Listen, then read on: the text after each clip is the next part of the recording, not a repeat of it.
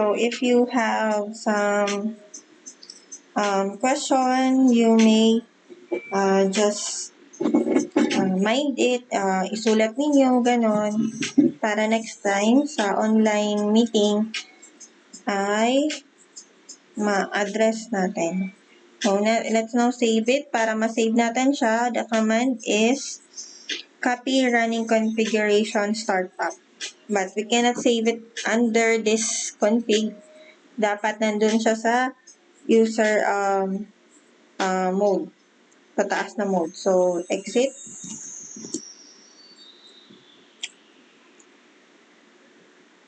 Okay. Then, exit pa. Paste. So, dito na tayo. Copy running config. Startup. Copy running config. Copy running config.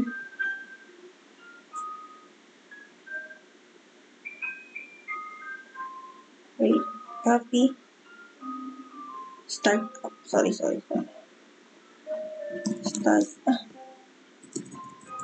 Copy. Startup. Start. Magkadikit. Config. Running config. Wala ka naman. May siya in is not present.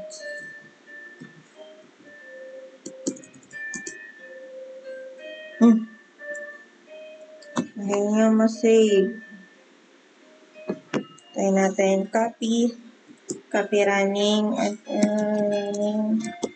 Ang error na to, ibig sabihin, walang memory.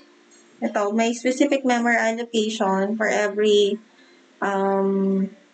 configuration. May isang location kung saan siya sinisave. So, nagkataon na yung nilan natin na code, wala siyang ganun. Then, let's run other code. Start up. Oh. Enter. Okay. So, wala na pala. So, start. Copy running config. Start up. Now, let's see kung ano yung mga na-set up natin na configuration.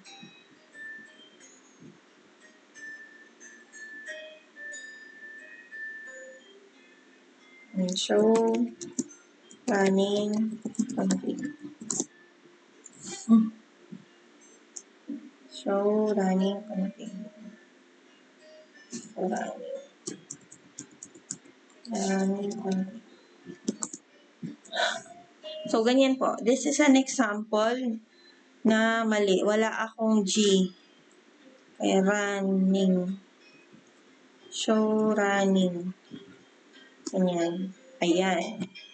So, may mga typographical errors. So, this one here, this shows what are the configuration we change. So, hostname, local switch, fast ethernet.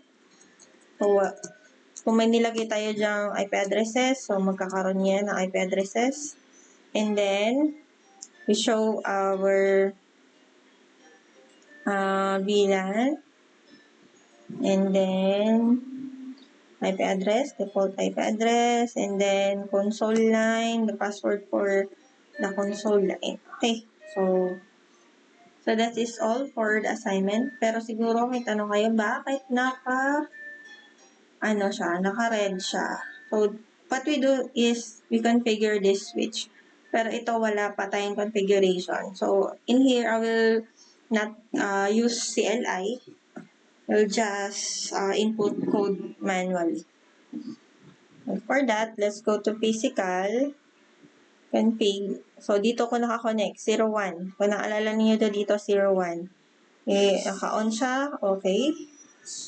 So, yung router na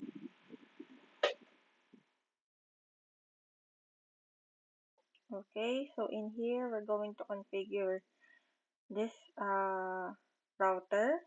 So, yung router na to, instead of using the CLI, so, dito na lang tayo sa interface. So, this is the other way to configure. So, first, on natin yung interface. This is Fast Ethernet 00. Yan. So, alamin natin kung alin yung 00 dito. Ito ba o ito?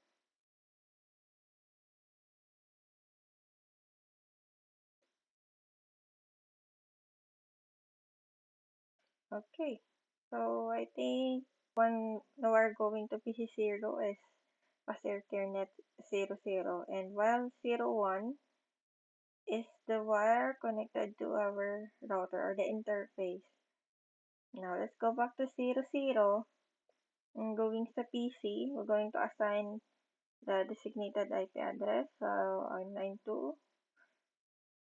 9.2.16.1. Network is 1.0. So, yan natin isang 1.1. So, ito yung magiging default gateway. And then, Fast Ethernet 01. So, 192.168.1.1. This will be the gateway for our dito sa mga magko-connect dito sa switch na to. You will also see dito sa baba na nilalagay niya yung command. So, instead of us typing the command, nandito tayo sa dito tayo nagko-configure sa configuration. Okay, so that's it.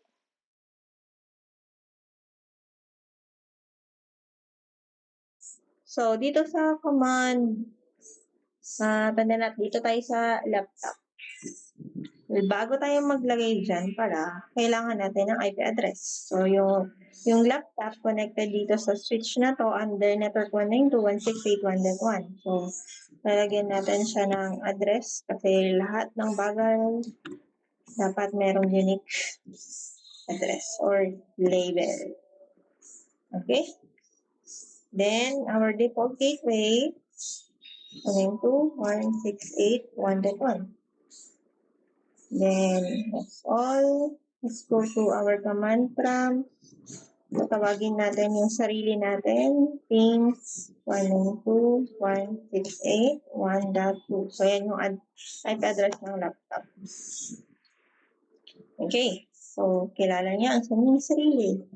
So, ping natin yung 192.168.1.1, which is router 0.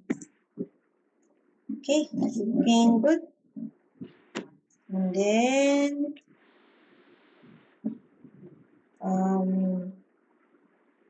it is working. So, what if tinawag natin yung 172?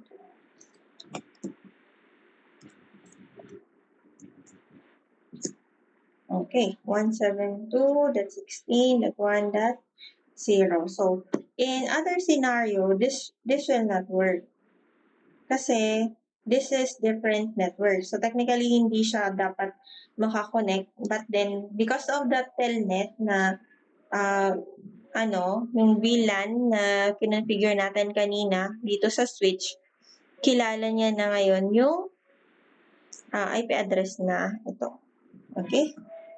So, that is for our, yan. Ayan. So, ito na ngayon yung ating working setup. Review lang natin. So, we have this desktop, which we also call node, a switch, a router, and then a switch and a laptop. So, we can add more devices connected to, for example, this switch. So, yan. Lagay tayo ng wire. Lagay natin sa 3. Then, yan.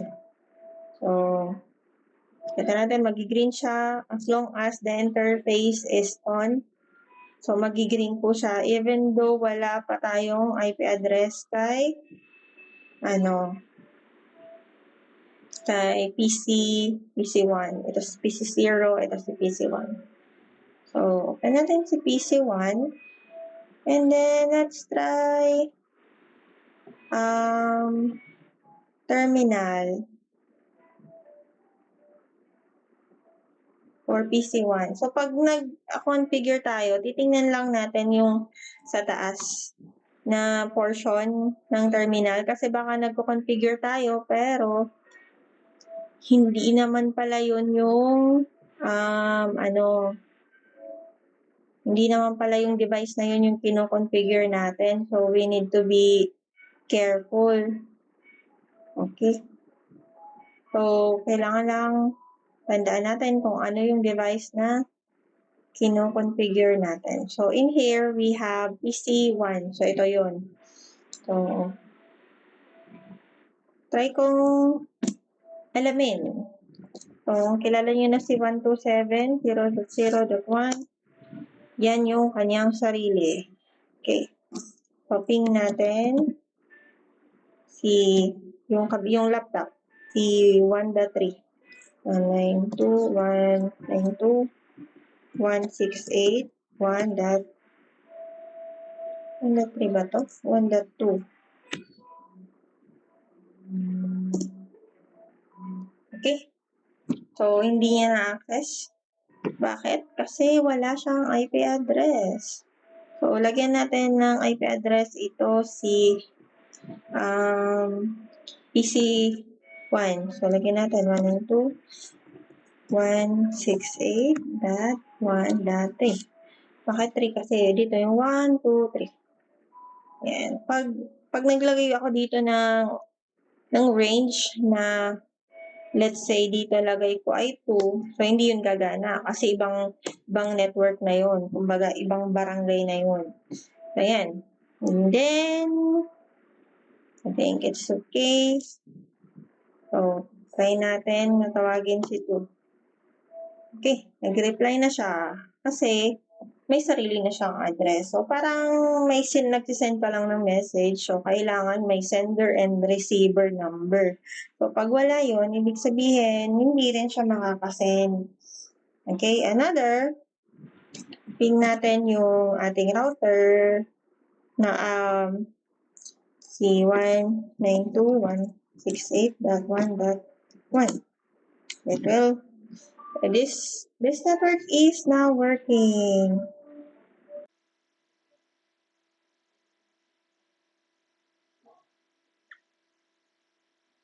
What we're going to do now is another test that if the configuration we put in a while ago is working, if this console cable will not work without the password, or if we can access the configure terminal without also having the password, if the banner is working. Okay, so that is what we're expecting to see. Unauthorized access is forbidden. So that is our MOTD. Now, access. What is the user access verification here? We have Cisco console. So, it happened. Mali yung na-type natin. Hindi siya gagana. Now, let's go now to switch. Yan na. Then, type ENA or enable. Now, it is also password protected like what we configured a while ago. So, the password is Cisco. Okay, so we are already inside the configuration. So, enable na siya. So, what we're going to do, we're going to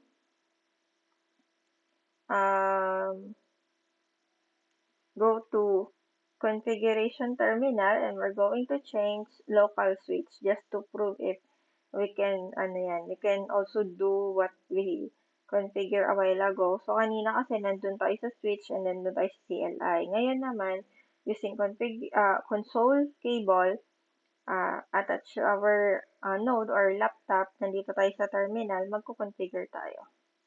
So, configure terminal. Or, we can also have the shortcut config T. And so we are now inside the configuration terminal. Now let's change the host name, local SW or switch. Na yan. So we already changed the host name. Okay, so that's it. Exit na tayo. Exit. And so it is now working. So recap natin. So what we've done today, for this activity, we setup, basic setup for Cisco packetTracer. We connect each device. We configure IP address for each device. And then test the connectivity of every device. So makita natin mga naka-green siya. Ibig sabihin, physically connected siya. Naka-on yung mga interface. So that's it for this video lecture. See you on our online meeting. Just take note those things that you have questions, and we're going to figure it out during our lecture. So thank you for watching. Enjoy your day. Enjoy.